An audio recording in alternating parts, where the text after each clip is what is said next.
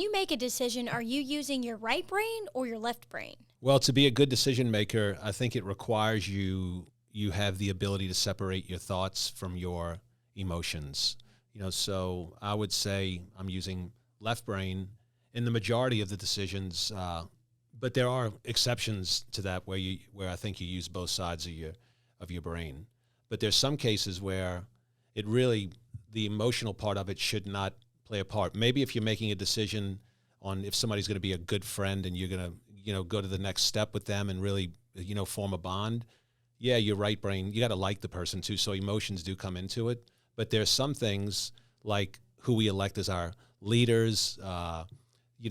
There's some things that really who the person and whether you like them or not shouldn't really play a part in it, because now you're clouding the decision-making process because you're letting your emotions are going to overrule your logic if you let them in. And your left brain is there to provide logic, discernment, critical thinking. And your right side is really the emotional side. You don't want to be making life decisions from the right brain. You want to be making those things, going through the process that your left brain allows you to go through. And I think what's happened, we can look at politics as an example kind of in our country, that you can't tell me we've basically decided that there's two teams that we're on. And so people are making decisions based on if they like someone, not whether their policies and the things they're going to do are going to have the best impact on their life. And that's when you look at really at the root of the problems in our country. I think that's at the very root of it, because you're voting to put someone in office to set policies that in a lot of cases you don't even agree with the things that they're going to do, but because you're on team A or team B. And listen, unless we get this fixed, this is going to continue to be a real problem and just get worse. But it also highlights just one part of your life where you have to be able to separate your thoughts and your critical thinking from your emotional side of things, or else you're going to continue to run into brick walls over and over and over again, because the logic that you're using to progress in life is flawed. That's kind of like confirmation bias. That's what we're talking about. Yeah. You gotta think for yourself, man. You gotta be a thinker in today's world. There's a lot of things coming at us. There's a lot of information coming at us. How do you take that in, discern it, do your own kind of research, right? We talk about this all the time, learning.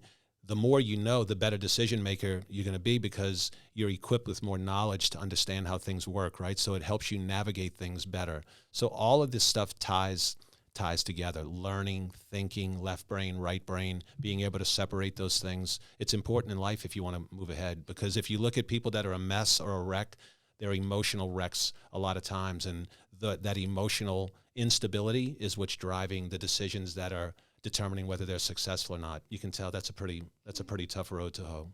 I think it's kind of funny how you mention this too, because a lot of times in business, this is a really good path, but that's not always the path we take. And it's funny because when you're talking to, because we do a lot of agency work, but one of the main things that you always say, one of the criteria that we have to have is that we really have to like you. Yeah. It's not necessarily how much money we're going to make off of that agency or how much they're spending. I mean, there's certain budgets that we have to work with that has to make sense.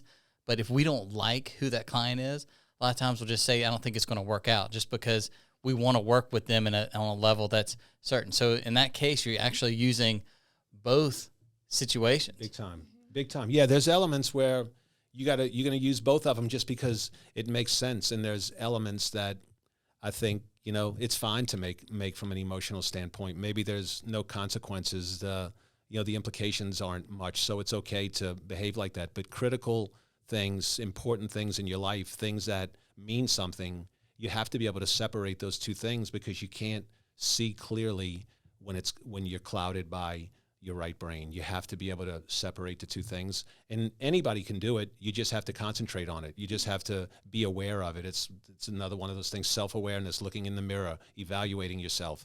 That all of that goes into it, because you start to recognize, hey, I'm in this crisis mode or important mode. I need to separate this part of it and let me think as just the logical person, the way that I process things. And what it does is it ensures that you make less and less bad decisions. And so what does that mean? The more life is just a sequence of very small decisions. The better ones you make, the more you elevate in the game. So all it does is get you more efficient. When you're more efficient, you climb the ladder faster, and that's the American dream.